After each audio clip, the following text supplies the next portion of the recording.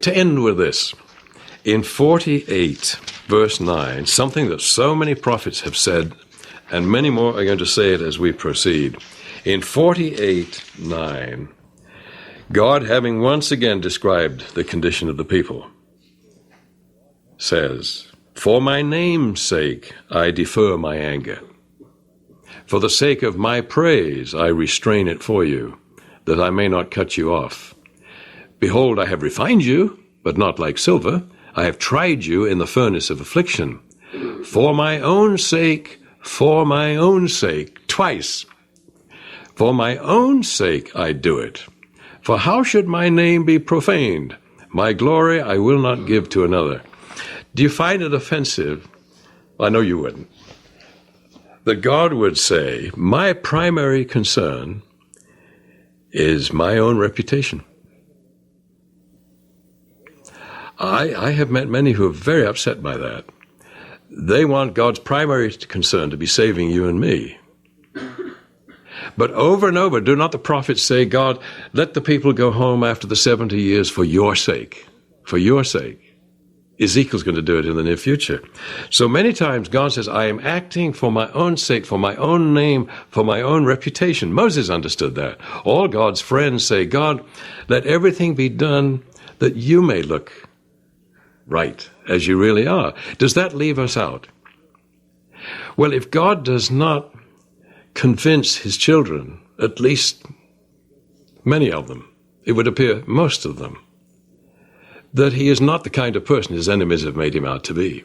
If he cannot convince everyone in the universe that he is a righteous God who loves doing the right thing and being just and fair, who values nothing higher than our freedom, who'd rather we be his friends than his slaves by far.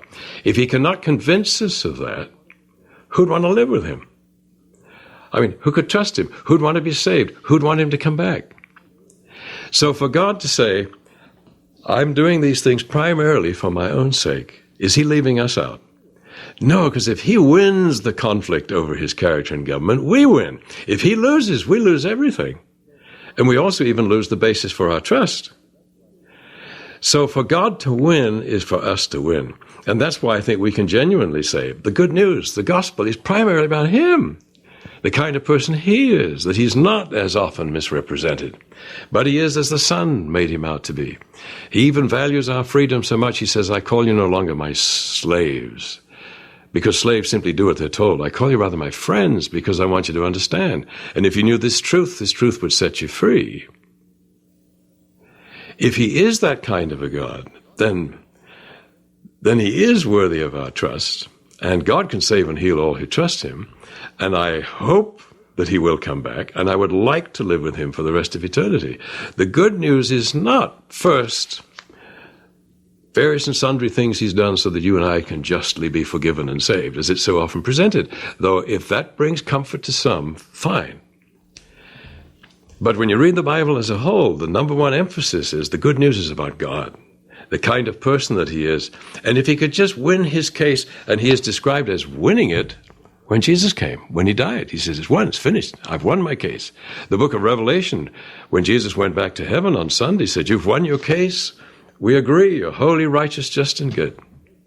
There is an enemy who has misrepresented you, and he's represented right there in the book of Revelation. But we do not believe him anymore. He is a liar and the father of lies. God won his case, and because he won, we can win. We are included. But if I must put one truth above another, one good news above another, it's the good news about God himself. But that, of course, is his way of saving us. It's not leaving it out. The gospel is the power of God unto salvation. But the good news that has such power is the kind of person God is himself. It seems to me